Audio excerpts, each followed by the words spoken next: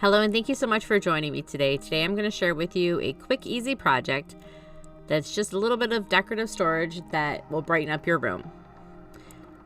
So for this project, I used 2 canisters that I had left over in my scrap room.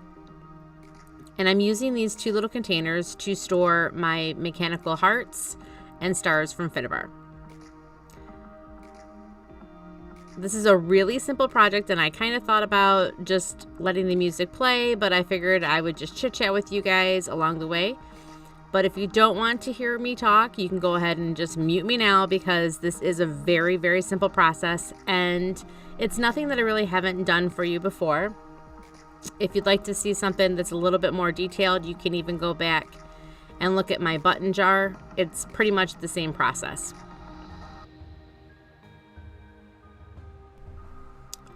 So let's get started. As you can see, I started with a bit of 3D gloss gel through a stencil for a bit of texture, and now I'm adhering my resin pieces.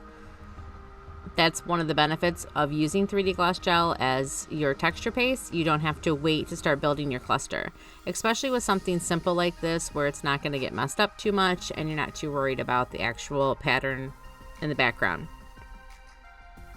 So with just a little bit more gel, I'm able to adhere all of my clusters. Obviously the stars are for my barnyard stars and my mini stars, and the heart cluster is going to be for my tin hearts. There's the heart. That's actually out of one of Finnabair's smaller molds. Those are my favorite little hearts. It does actually mimic the tin heart from the collection, but it's just my favorite little mold. Anyhow, I digress. Once this gel is dry, I'm going to go ahead and add a quick coat of black gesso. This honestly is the most time-consuming part of this process, because you want to make sure that you cover everything. I did have the added benefit of having the jars themselves be black, so that made it a little bit easier, but all my little resin bits were not. So I just really had to be careful and make sure that I covered all the little bits with black gesso. So I am pretty careful with this, and I don't take you through this whole process, but that's the one thing that you really need to make sure that you do, is get all the gesso in all the little bits. So really push that gesso around. Once your gesso is dry, now it's time for the fun part. You're going to go ahead and pick the colors that you want to work with and just start adding wax to your heart's content. I'm starting with a little bit of electric violet, and then I'm going to add a little bit of the Heather Hills and Indian pink. And I think I've followed up with a little bit of vintage gold. The one thing that I would always recommend with wax is start with a little and add more. Be very light-handed, don't go crazy with it. Always build up, because you can't really take it away. You can if you completely gesso over and start over, but then you're going to get an extra layer and things start getting glumpy and clumpy, and it's just not good, in my humble opinion. Anyhow, so start little, add more. And if you don't like it, pick a different color. It's okay. It doesn't really matter. Just whatever makes you happy. Just play with combinations until you find something that you like. I knew I wanted that heart to be pink, so I tried to pick some colors that might go with it. So now I'm going to move on to my star. Oh, no, I'm sorry. I forgot. I had to go back and do the gold wax.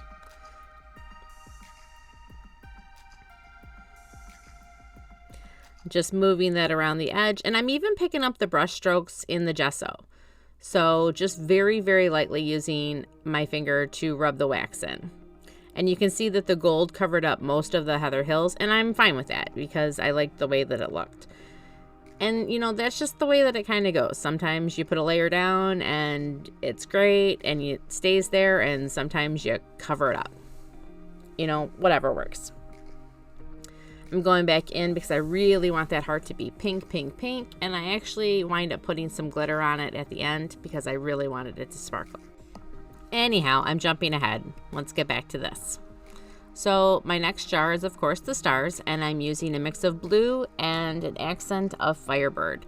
This is actually one of my favorite combinations. I use the blue denim, and then I follow it up with a little bit of the Peacock, and I mix in a little bit of Firebird. I do have to be a little bit careful when I do this, because if I mix the waxes too much, it kind of gets muddy because the Firebird is orange, and then on top of the Peacock, you know, you get mud.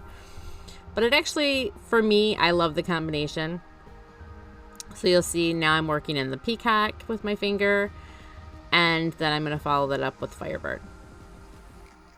Sorry, I really do get out of camera quite a bit in this, and it's just kind of hard because I zoomed in because these jars are so tiny, and I wanted you to kind of see what I was doing, and I kind of lost track of where my camera was.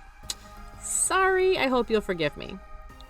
But back to the wax, here I am using a little bit of the Firebird, just very lightly, touching just everything where I wanted it to be. I'm even rubbing some off on my hands so I don't go too heavy-handed on this. I'm really just trying to get my focal point of my jar and just a couple of the raised edges. There it is there. And right here, you could have just 100%, I could have just stopped. They're super cute. I love them. But because everything was so simple, I had some gaps that I didn't like. So I went ahead and added a little bit of this effect paste. So for the star, I used the Magic Potion because the colors matched a little bit better. And for the hearts, I'm going to go ahead and use the Golden Dragon. But the way that I'm using this is I'm just kind of pushing this in anywhere where there was a gap that I wasn't happy with.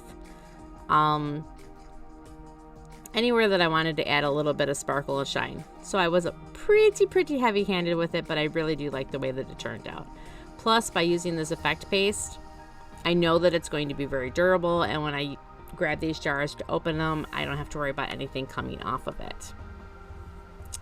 You may have noticed I sprinkled a little bit of micro beads in that as well, and that'll adhere right into the effect paste. So I'm repeating the same process here, like I said with the Golden Dragon, and this one just has so much tiny glitter. It was so perfect for this jar. I'm just pushing that right into all the little nooks and crannies. I went ahead and even put some on the sides there, just making sure that I'm pushing those mica flakes down so they are adhered. And I'm just going to do this until I'm happy. And I'm really trying to fill up any gaps, any holes where the resin wasn't laying against the jar.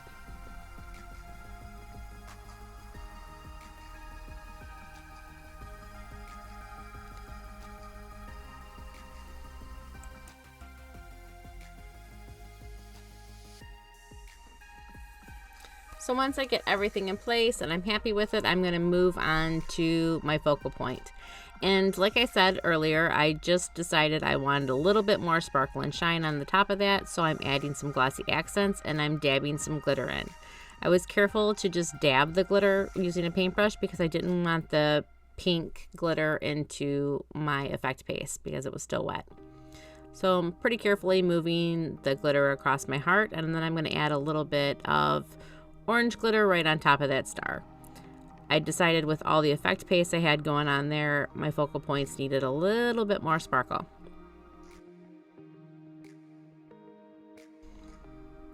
And the last thing I'm going to add is a little bit of clear glass beads, and I'm doing that using some soft glass gel. And I just figured, hey, what the heck, why not? Just a little bit more sparkle to go on top of these little jars. And that's it. That really wraps these up. Like I said, a super simple project, crazy quick, and super sweet for your craft room. I hope you've enjoyed my process. Thank you so much for joining me today. If you have enjoyed this process, please give me a thumbs up and leave a comment. I greatly appreciate it. And if you haven't subscribed already, please consider doing so. I am getting close to my goal of 1,000 subscribers, and I would greatly appreciate you joining the club. Thanks so much, you guys, and you have a wonderful day. Like always, all the products that I used are listed down below. And if you have any questions, leave me a note, and I'll be getting back to you. Thanks again. Bye-bye.